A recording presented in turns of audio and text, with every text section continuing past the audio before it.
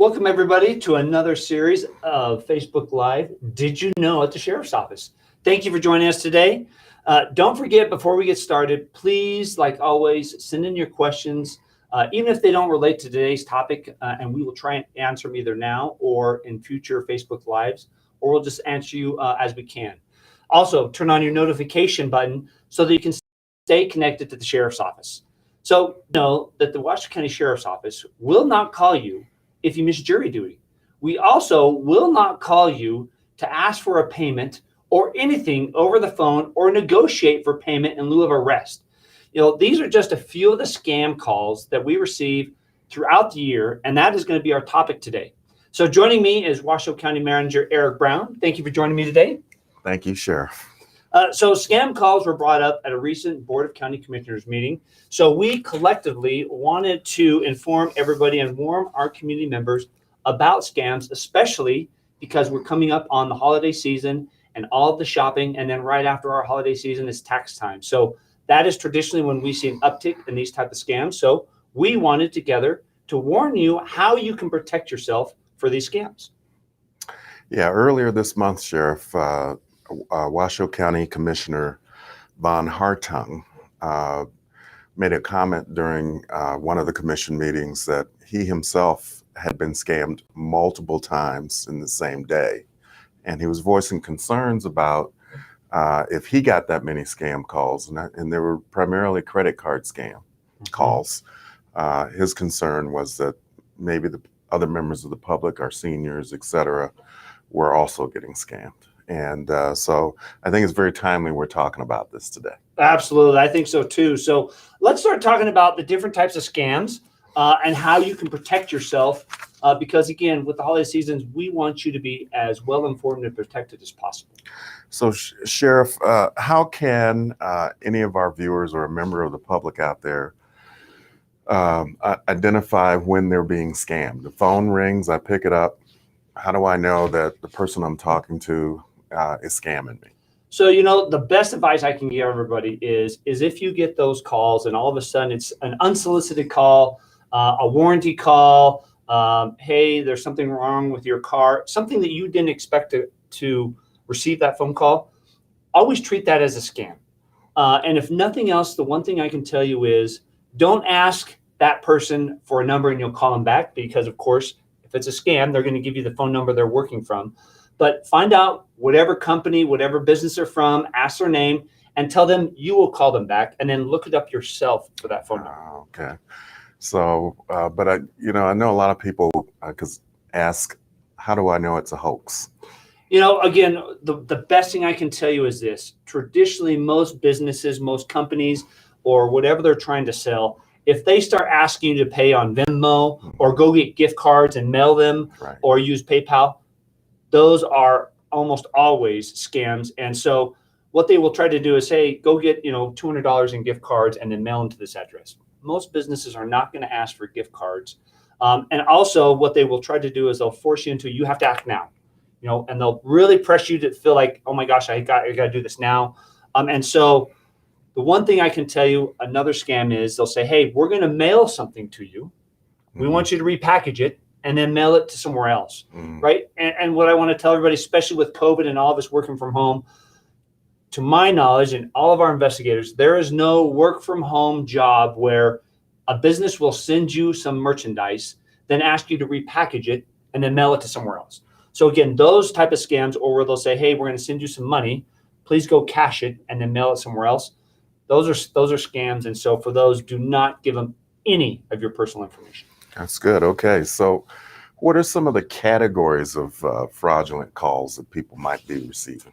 I think that the ones we always get is where somebody will call and they'll say a family member's in trouble. They'll say, oh my gosh, typically it's maybe a grandson's son, and they're calling their parents or grandparents and like, I'm in another state, I'm in another country, I need to be bailed out, please bail me out, and they'll give some information. Another one is you'll get a call and they'll say, we're the Washoe County Sheriff's Office or another law enforcement agency, and you have a warrant and you have to pay it right now. We're going to come arrest you. Another one is they'll call saying that they're from a bank and there's something wrong with your bank information. And so they need your PIN number so they can fix it right away. Again, another one, because it's a perfect time, is taxes. We always get something usually during tax season or right after tax season that you owe back taxes and you better pay right now, or we're going to come out, and they're kind of indicating they're from the IRS and they're going to come arrest you. Tech report. A lot of times we may not see those on phones, but you'll get them on your computers of there's something wrong with your computer. Please click on this and we're going to fix it for you. And then the last is the romance scams. And those type of scams are where they'll reach out and they'll say, hey, I saw you on whatever profile, but I'm not from your area. And then what they try to do through the conversation is they'll ask for money to travel to come see you. Wow, that's a lot of different types of scams, Sheriff. I hadn't thought about a lot of those categories. So go back, though. Tell me more about the family member in trouble scam. So the family member one, typically when we get these reports, or again, when we're talking or watching, monitoring across the nation, is they mainly focus, unfortunately, on grandparents or another family member, and they'll call and say, hey, I'm in the Washoe County detention facility, but they're not here. They're calling the family in another state, or again, they're in another country, and they're like, I need to be bailed out, and here's where you can send the bail. And they'll really try to push them without trying to confirm any information that you need to get me out right now, and here's how much my bail is. And so what I tell people when we get this is, even if somebody calls from our detention facility and they're legitimately arrested, and maybe you haven't had contact with this family member, ask them, where jail are you at? Don't ask them for the number, and then say, okay, and like our jail, any jail in this nation, as long as they're in this nation and in another country, there's ways we can help find out that information, is look up that facility yourself. So look up the Washoe County Detention Facility. We answer it 24 hours a day. Call the jail yourself and say, hey, is so-and-so booked into your facility? And then that's when you know, and if they legitimately are arrested, you can work with, like they would with the sheriff's office, work to post bail. But never give it over the phone, because, again, just like here, if somebody's calling downstairs, right, they can't have you direct that money to us. They have to work with our booking process to get that money to us. So they can't get money to the phones downstairs. So that's what I always tell people about the family members is they've been arrested, and please, I need to be bailed out, or I'm injured. I'm in a hospital. I need, money so I can get help and find out where they're at and call don't ask them for the number, and look up that facility on your own over the internet, and then call them. And again, you can explain the situation. And if they're legitimately there, sometimes they may say, but if you explain, hey, I got a call, they say I need to help pay for the medical, they'll walk you through and share that information. Okay. So, let's talk more about the warrant situation. How does that work? So what happens is you would, get a phone call, and they'd say, this is Detective so-and-so, or this is deputy for us, this is deputy, Balaam, the Washington Sheriff's Office. You have a warrant, and if you don't pay right now over the phone, we're going to come arrest you. And then they'll say, and here's how you can pay for your warrant. Again, there isn't an agency in the nation, and our agency does not call people and say, you pay right now over the phone and we're going to come arrest you, right? Typically, we'd say, if we legitimately are calling, we'll say, hey, you have a warrant. You can either turn yourself in or we'll work something out. We don't ask you to pay over the phone. We never do that. Agencies don't do that. But again, they will put that fear of, we're going to come arrest you. And, some of these people may have legitimate jobs, and they get worried. So they'll say, hey, again, either send it PayPal, send it Venmo. We don't take Venmo and PayPal. Detention facilities don't do that. So that are the key indicators. You can always say, you know what, if I have a warrant, what agency are you with? Maybe you've been there, maybe you haven't. I'll call you back and confirm, and then we'll work it out if there's really a warrant. Okay. All right. Well, another one that you mentioned that I think would be kind of difficult to understand whether or not it's real or not would be banks. How do I know if it's a legitimate call, if someone is posing as my bank and they're contacting me? Again, what they try to do is that it's always that peer pressure. So they're going to call you and say, you know what, there's something wrong with your checking or your savings account. We need to fix right now, and we need your PIN. Right? Banks have access through appropriate means to have your access to your account. So if they're asking for a PIN, that should be the immediate red flag that they don't have access to your account.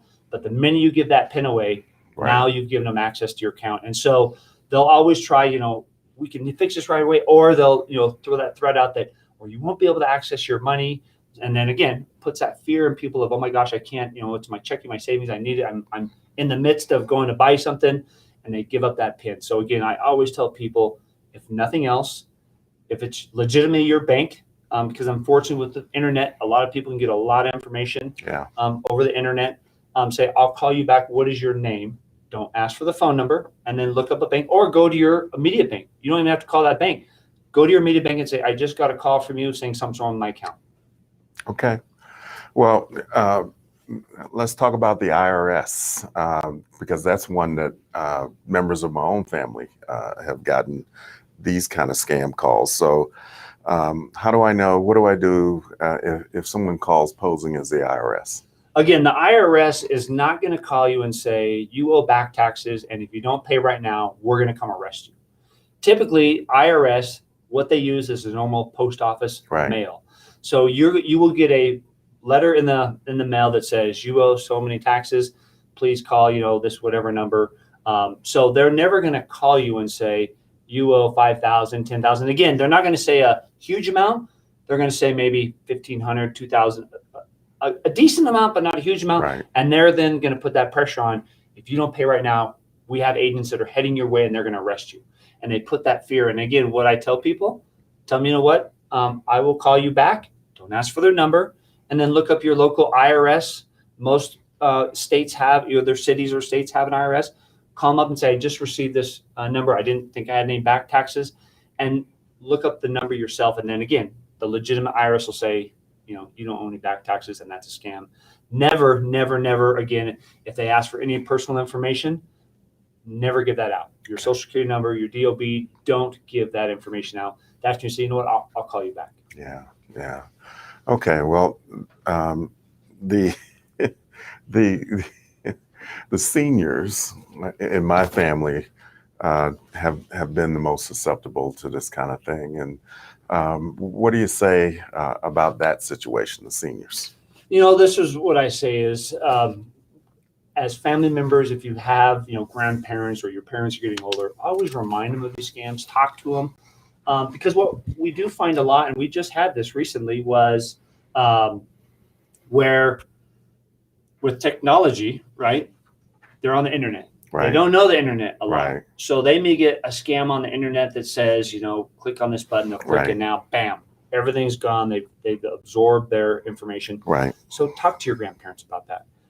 Talk to them about all of these scams, but with tech, again, they try to identify those that may not be as tech savvy. Yeah. So if in doubt, always never click on that. Again, with seniors, unfortunately, sometimes it's hard because it's in very fine print. But when you're talking about like technology scams, if you look at the address, IP address, there'll be something off if it's like a name brand corporation. Right. There'll be one misspelling. Hard to catch. The tech scams are extremely hard, especially when you talk with seniors. But with seniors, always talk to them about that and just try to educate them as much as possible.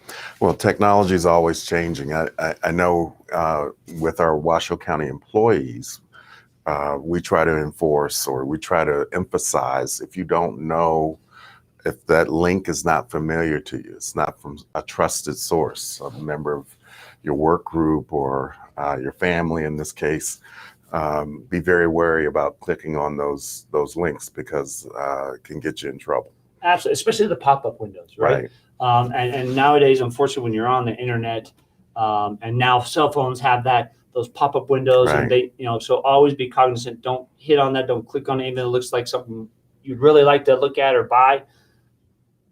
Click it off, and then look at it on your own through your web page search. Right. Now, you mentioned the romance scam.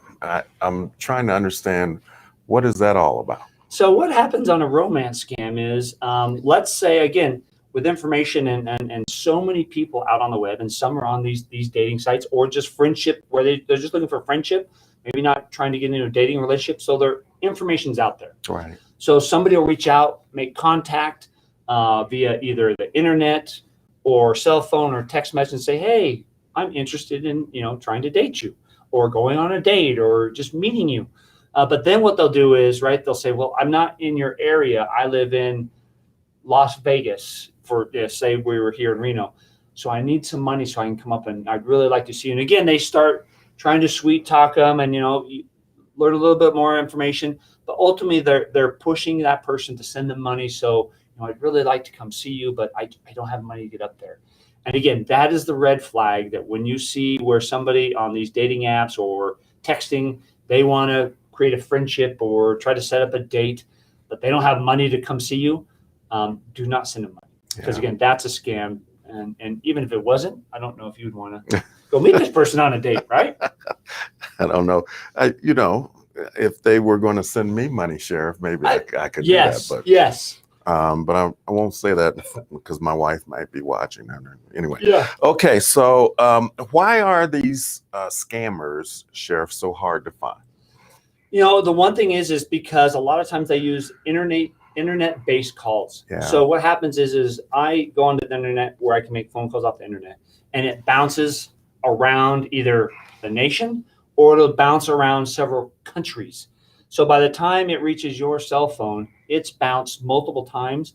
And then oftentimes by the time you report it, realize, oh gosh, I just sent money and I've been scammed. Right. It is so hard. Even if we have the phone number, that phone number is either gone, or again, with all the bounces, we can't track it. Or oftentimes they may use a burner phone.